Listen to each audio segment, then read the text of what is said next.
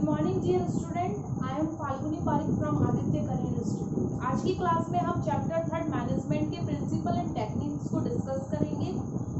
हमने last class में पढ़ा था फ्यूल के बारे में। वैसे हमने प्रिंसिपल ऑफ मैनेजमेंट के बारे में पढ़ा था कि क्या होता है, यानी जो हमारे प्रबंध के सिद्धांत हैं वो क्या होते हैं। हमने पढ़ा था हमारे प्रबंध के सिद्धांत हमारे कारण और परिणाम पर डिपेंड करते हैं। एक एग्जाम्पल से भी समझाया था, यदि कोई पेड़ से पत्ता गिर रहा है या फल टूट के गिर रहा है तो रीजन क्या है इसके नीचे गिरने का? ग्रेविटी का रूल, यानी गुरुत्वाकर्षण बल यूज लिया जा रहा है यहाँ पर। और ऐसा तो नहीं है कि गुरुत्वाकर्षण बल किसी पर्टिकुलर एरिया तक लिया जा रहा है, नहीं, ये सभी जगह अप्लाई होता है। इसी तरह से प्रबंध के कुछ सिद्धांत हैं जो सभी तरीके के क्षेत्र, चाहे वो संगठन हो, चाहे वो गैर संगठन हो, चाहे वो धार्मिक हो, चाहे वो राजनैतिक हो, सभी क्षेत्रों में ये लागू होते हैं। डिपेंड करता है पर्सन पर कि किस तरीके से ये लागू होते हैं। हमने पढ़ा था लास्ट क्लास में कि हेनरी फ्यूल और गुरु पीटर एफ ड्रकर के द्वारा कुछ सिद्धांत बताए गए, कुछ तकनीकें बताई गई। वैसे तो बहुत सारे स्कॉलर्स हुए, विद्वान हुए जिन्होंने इनके बारे में बताया, लेकिन हम हमारी क्लास में हेनरी फ्यूल और पीटर एफ ड्रकर के बारे में डिस्कस करेंगे। हेनरी फ्यूल की हमने जीवन परिचय लास्ट क्लास में पढ़ लिया। अब जो हेनरी फ्यूल के 14 सिद्धांत थे उनके बारे में डिस्कस कर रहे हैं। पहला सिद्धांत है कार्य का विभाजन। देखो, कार्य का विभाजन क्या मतलब है? कार्य को बांट देना। किस तरीके से बांट देना? व्यक्ति की कार्य क्षमता के अनुसार बांट देना। मैंने आपको बताया था सीए का काम एक इंजीनियर को दे दूं, इंजीनियर का काम एक सीए को दे दूं, क्या दोनों अपने काम को आसानी से कर पाएंगे? बिल्कुल नहीं कर पाएंगे। तो अब इन दोनों को मुझे काम करवाना है, यानी उनके क्षेत्र का काम उनको दे दूं। आपको पता है किसी भी संस्था में एक प्रबंधक होता है, एक श्रमिक होता है। प्रबंधक और श्रमिक ये दोनों एक संस्था में समान प्रकार से काम करते हैं। प्रबंधक कुछ काम श्रमिकों को सौंपता है या उनके सबऑर्डिनेट्स को सौंपता है, तो उस काम को इस प्रकार से बांट दिया जाए ताकि दोनों अपने सामंजस्य या तालमेल के साथ उस काम को पूरा कर सके। सपोज दैट प्रबंधक सारा काम श्रमिक को सौंप दे और श्रमिक उस काम को नहीं कर पाएगा। ऑब्वियसली बात है, मैंने एक के ऊपर सारा बर्डन डाल दिया, क्या वो काम कर पाएगा? एक प्रिंसिपल पढ़ा भी रहा है, स्कूल को भी देख रहा है, वो और भी अदर्स स्कूल के वर्क कर रहा है, क्या वो परफेक्टली उस काम को कर पाएगा? नहीं कर पाएगा। यदि उसी काम को 10 लोगों के बीच में या अपने सबऑर्डिनेट्स के बीच में सौंप दिया जाए, साफ साफ कह दिया जाए अकाउंट्स का टीचर अकाउंट्स ही पढ़ाएगा 11-12 को, साइंस मैथ का टीचर है, फिजिक्स का टीचर है, फिजिक्स ही पढ़ाएगा। और अगर एक ये कह दिया जाए कि फिजिक्स का टीचर फिजिक्स भी पढ़ाएगा, केमिस्ट्री भी पढ़ाएगा, मैथ्स भी पढ़ाएगा, ये अकाउंट्स भी पढ़ाएगा, बीएसटी भी पढ़ाएगा, इकोनॉमिक्स भी पढ़ाएगा, क्या वो परफेक्टली अपने हर काम में डिवोशन दे पाएगा? नहीं दे पाएगा।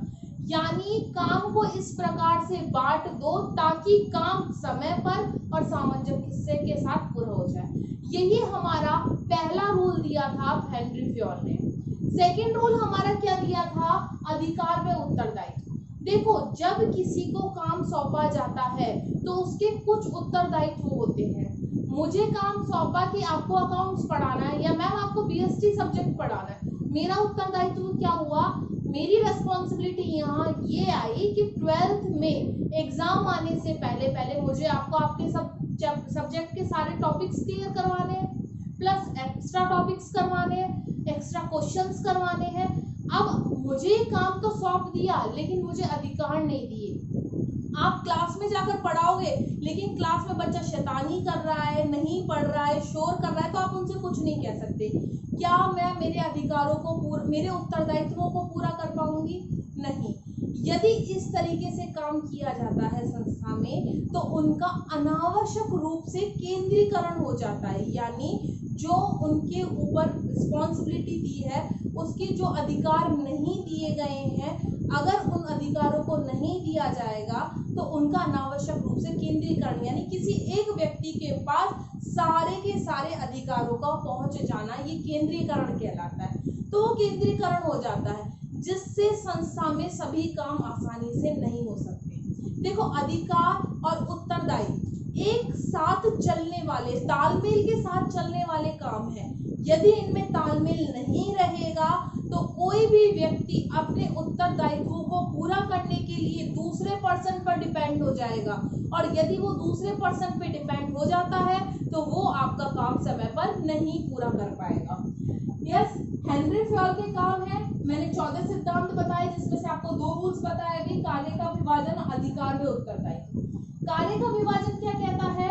इस सिद्धांत के अनुसार श्रमिक व प्रबंधक विशिष्ट कार्यों में संलग्न होते हैं, इसलिए कार्य क्षमता को बढ़ाने के लिए कार्यों का विभाजन इस प्रकार किया जाता है ताकि दोनों में क्या बना रहे, सामंजस्य बना रहे। नेक्स्ट मैंने बताया था अधिकार व उत्तरदायित्व। जब किसी संस्था किसी व्यक्ति को कार्य सौंपा जाता है तो उस कार्य के निष्पादन के लिए, निष्पादन यानी उसको पूरा करने के लिए, निष्पादन करने का उत्तरदायित्व उस व्यक्ति पर होता है, तब उस व्यक्ति को उचित अधिकार भी देने चाहिए। मैंने बताया यदि अधिकार नहीं दोगे तो वो आपका काम पूरा नहीं कर पाएगा या उसे काम करने के लिए दूसरों पर डिपेंडेंट होना पड़ेगा। ओके, हाँ,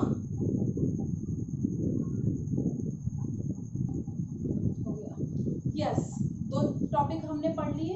एक तो हमारा कार्य का विभाजन पढ़ा था, दूसरा अधिकार व उत्तरदायित्व पढ़ा था। तीसरा पॉइंट हम पढ़ेंगे अनुशासन। अनुशासन क्या होता है?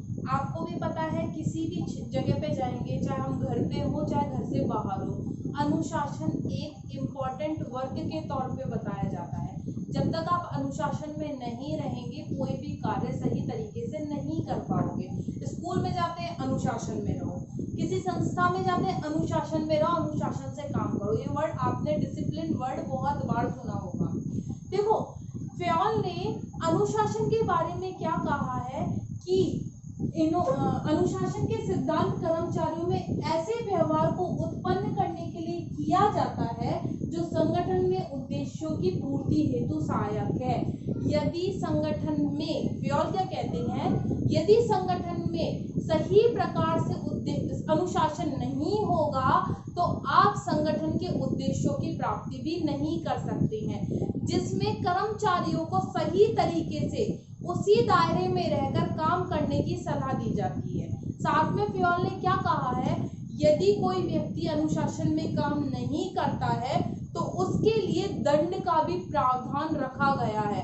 वो दंड संगठन के अलग अलग जगह पर डिपेंड करता है किस प्रकार से दिया जाता है, लेकिन फ्योल ने क्या कहा है, अनुशासन के बिना संगठन के उद्देश्यों को प्राप्त करना असंभव है, और अनुशासनहीनता होने पर यानी अनुशासन की पालना नहीं होने पर कर्मचारियों को दंड के प्रावधान भी रखे गए हैं। थर्ड 4th पॉइंट बताया आदेश की एकता। अब आदेश की एकता क्या है? आदेश देने में एक ही व्यक्ति हो। आपको पता है, यदि मैं आपकी क्लास में आऊं और कहकर जाऊं कि आपको इस तरीके से काम करना है, ठीक है, क्या बोला मैंने कि कल आपको आना है तो इस तरीके से आना है या इस तरीके से काम करना है। थोड़ी देर बाद कोई दूसरा टीचर आता है और वो बोलता जाता है कि आपको इस तरीके से, मेरे कहे अनुसार ना कहकर दूसरे तरीके से आपको कार्य बताया जाता है। आप कंफ्यूज हो गए या नहीं हो जाओगे कि किसकी बात माने, फाल्गुनी मैम की बात माने या किसी और टीचर की बात माने? कंफ्यूजन क्रिएट हुआ ना यहाँ पर। इसी तरीके से संस्था में जब एक से अधिक प्रबंधक होते हैं या एक से अधिक प्रबंधक एक कर्मचारी को अलग अलग आदेश देते हैं, उस स्थिति में कर्मचारी में भ्रम की स्थिति उत्पन्न हो जाती है और वो कंफ्यूजन में ये नहीं समझ पाता है कि वो प्रबंधक ए की बात माने या प्रबंधक बी की बात माने। तो फ्योल क्या कहते हैं, आदेश देने के लिए, किसी भी एक व्यक्ति पर आदेश देने के लिए एक ही प्रबंधक होना चाहिए। डायग्राम से मैंने आपको समझाया। देखो, किसी संगठन में 2 प्रबंधक है और उनके नीचे 3 कर्मचारी काम कर रहे हैं, कर्मचारी 1, कर्मचारी 2 और कर्मचारी 3, ये तीनों के नाम है सपोज है, और प्रबंधक ए और बी है। ए प्रबंधक इसको आदेश दे रहा है और बी भी इसी को ही दे रहा है, ठीक है, ये वाला इसको दे रहा है, ये भी इसको दे रहा है, ये भी इसको दे रहा है, बी भी इसको दे रहा है। अब कंफ्यूजन हो गया इन तीनों में। कंफ्यूजन क्या क्रिएट हुआ है कि हम प्रबंधक ए की बात माने या प्रबंधक बी की बात माने। इस स्थिति में इन लोगों के बीच में भ्रम की स्थिति उत्पन्न हो जाएगी। ना तो ये वाला कर्मचारी ए की ही बात पूरी कर पाएगा और ना ही बी की। सपोज दैट ए की बात पूरी कर दे और बी बुरा मान जाए, या बी की बात पूरी कर दे ए की। अब अपन कहेंगे मैम दोनों की भी तो बात पूरी कर सकता है, लेकिन ये पॉसिबल नहीं है ना। मैंने कहा आपको कल येलो ड्रेस पहन कर आनी है और स्कूल में किसी टीचर ने आकर कहा कि नहीं आपको येलो नहीं आपको रेड कलर की ड्रेस पहन कर आनी है, तो क्या आप दोनों ड्रेस एक साथ पहन कर आ जाओगे? पॉसिबल नहीं हो पाएगा ना। तो इस सिचुएशन में ये भ्रम की स्थिति उत्पन्न करता है। तो फ्योल ने इसको गलत माना है, जबकि फ्योल क्या कहते हैं, यदि प्रबंधक एक है और वो एक ही कर्मचारी को क्या दे रहा है, आदेश दे रहा है, तो उस स्थिति में ये दिया गया आदेश सही माना जाएगा। क्यों माना जाएगा? क्योंकि इस स्थिति में ये कर्मचारी को क्लियर हो जाएगा कि आपको किसकी बात माननी है। जैसे मैंने कहा सिर्फ येलो ड्रेस ही पहन के आना है, तो आपको क्लियर हो जाएगा कि मैम ने कल येलो ड्रेस पहन कर आने का कहा है, तो हम येलो ड्रेस ही पहन कर आएंगे। क्लियर हो गया। हमने आज की क्लास में 4 पॉइंट डिस्कस किए। फ्योल के 4 पॉइंट कौन कौन से? कार्य का विभाजन पढ़ा, अधिकार व उत्तरदायित्व को पढ़ा, अनुशासन पढ़ा और आदेश की एकता पढ़ा। कल की क्लास में हम आगे के सिद्धांतों को डिस्कस करेंगे। आज की क्लास हमारी इतनी होगी। Thank you.